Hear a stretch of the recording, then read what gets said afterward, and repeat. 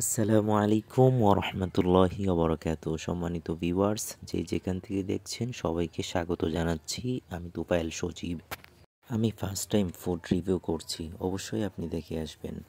Guys, চলে আসলাম কাচ্চি খেতে সহপাঠীদের নিয়ে কাচ্চি ডাইন ময়মনসিংহে।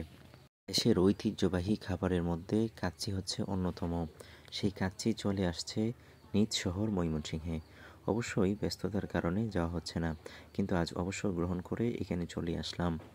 তো এখানকার কাচ্চির মান এবং পরিবেশ আপনাদের সামনে উপস্থাপন করব। খাবার নিয়ে তিনটি কথা।